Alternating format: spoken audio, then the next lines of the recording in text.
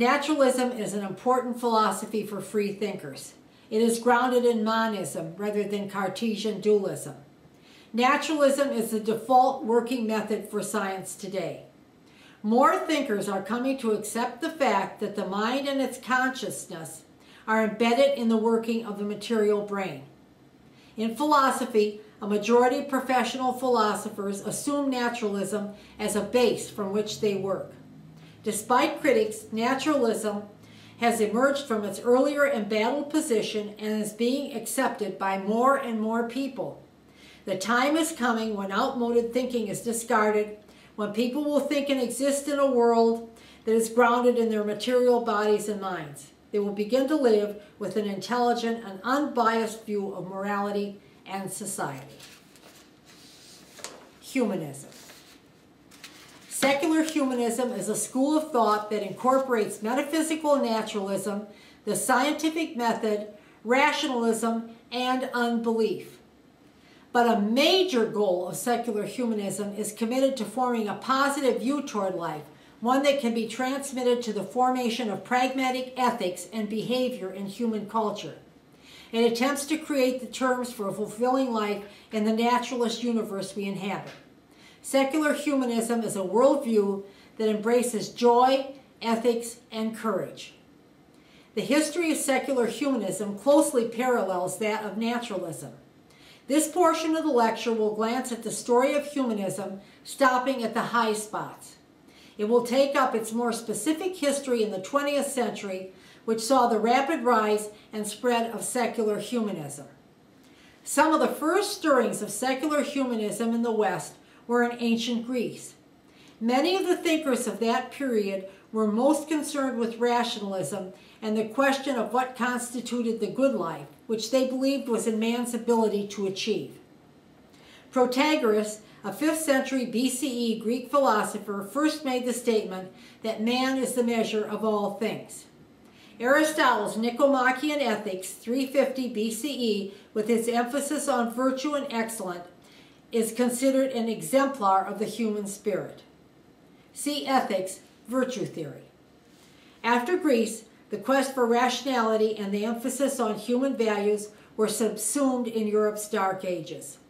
The dominance of dogmatic faith and fear of the Catholic Church put a temporary end to the restless interrogation of man's nature and values.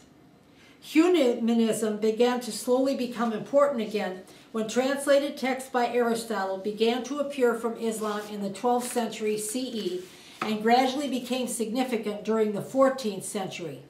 There was an explosion of thought about what the good life meant, how happiness could be attained on earth, and that earthly pleasure should be enjoyed.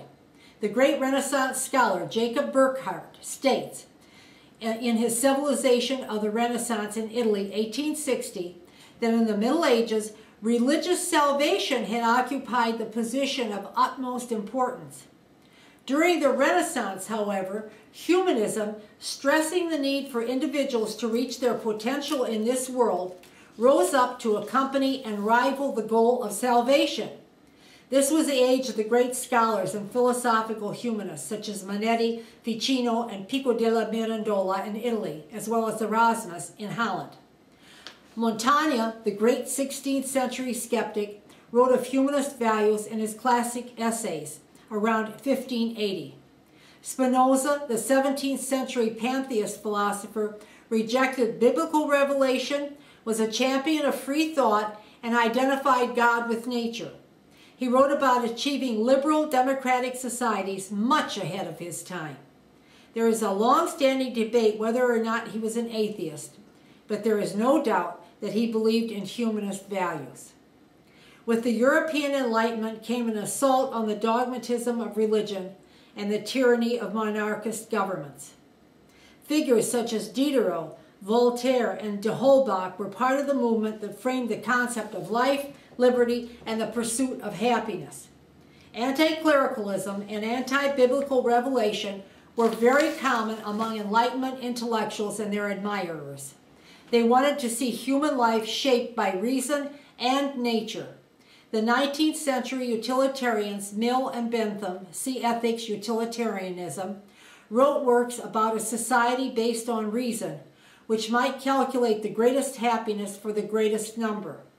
They were champions of rights for women, the poor, and animals. Secular humanism came into its own in the 19th and 20th centuries. Thomas Paine's Age of Reason, 1795, is considered a text that projects humanity as the hero of reason.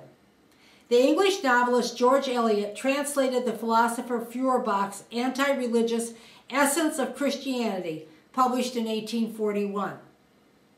In a letter, she states, "The idea of God, so far as it has been a high spiritual influence, is entirely human, i.e., an exaltation of the human." We will be discussing both Feuerbach and the philosopher Schopenhauer in our next lecture. Auguste Comte, considered the founder of the science of sociology, proposed a secular religion of humanity at this time, although some of his principles were modeled on outdated religious ideas. The British Humanist Religious Association was formed as one of the earliest forerunners of contemporary chartered humanist organizations in London in 1853. In 1877, humanist was used with a negative connotation in America to denigrate Felix Adler. Adler founded the Humanist Ethical Culture Society, which now exists as the Humanist-affiliated New York Society for Ethical Culture. Charles F. Potter founded the first Humanist Society of New York, whose advisory board included Julian Huxley, John Dewey, Albert Einstein, and Thomas Mann. The first Humanist Manifesto was published in 1933.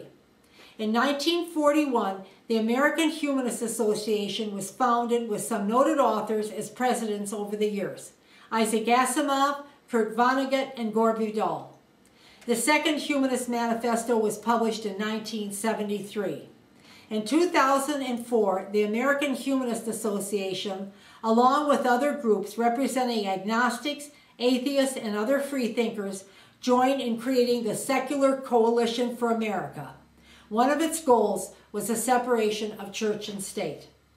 The Third Humanist Manifesto, 2003, endorsed by the International Academy of Humanism, states that the overriding need is to develop a new planetary humanism that will seek to preserve human rights and enhance human freedom and dignity, and will emphasize our commitment to the planet as a whole. Paul Kurtz, the philosopher, states that the secular humanist paradigm has 6 main characteristics. It is a method of inquiry. It provides a naturalistic cosmic outlook. It is non-theistic. It is committed to humanist ethics. It offers a perspective that is democratic, and it is planetary in scope.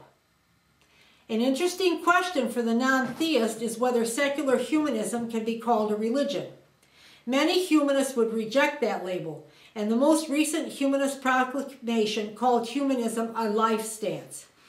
Many atheists and agnostics identify themselves as humanist, but an atheist or agnostic is not necessarily a humanist. In the 1994 Ninth Circuit Court decision in Pelosa versus Capistrano, it was ruled that the Supreme Court had never held that evolutionism or secular humanism are religions for establishment cause purposes.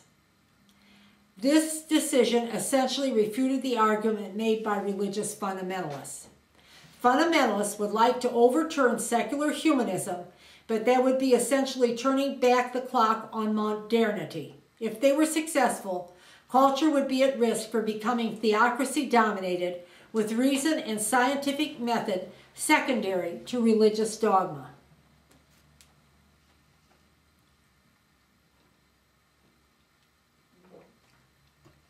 I would like to expand on this question of humanism and religion because it is problematic for atheists.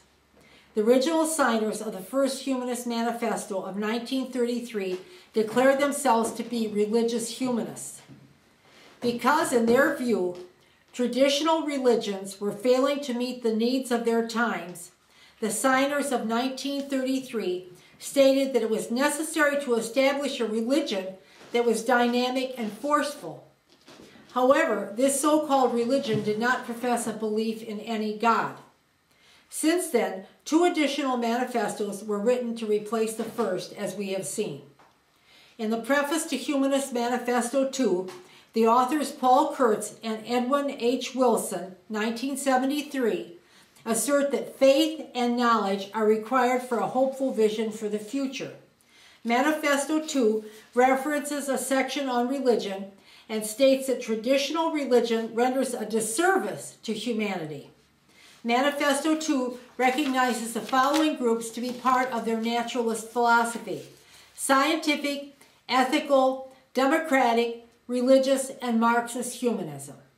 In the 20th and 21st centuries, members of humanist organizations have disagreed as to whether humanism is a religion. They categorize themselves in one of 3 ways: religious humanism, in the tradition of the earliest humanist organizations in the UK and the US, attempts to fulfill the traditional social role of religion. Secular humanism considers all forms of religion, including religious humanism, to be superseded. In order to sidestep disagreements between these 2 factions, recent humanist proclamations defined humanism as a life stance, which this lecture has adopted. Proponents of this view make up the 3rd faction. Regardless of the implementation of their terms, the philosophy of all 3 groups rejects deference to supernatural beliefs and addresses ethics without reference to them, attesting that ethics is a human enterprise. It, as we have seen, is generally compatible with atheism and agnosticism, but here we repeat once more, being an atheist or agnostic does not itself make one a humanist. It is also important to keep in mind that humanism is unalterably opposed to state atheism. According to Paul Kurtz, arguably the founder of secular humanism, one of the differences between Marxist-Leninist atheists and humanists is the latter's commitment to human freedom and democracy, while stating that the militant atheism of the Soviet Union consistently violated basic human rights. Kurtz also stated that the defense of religious liberty is as precious to the humanists as are the rights of the believers.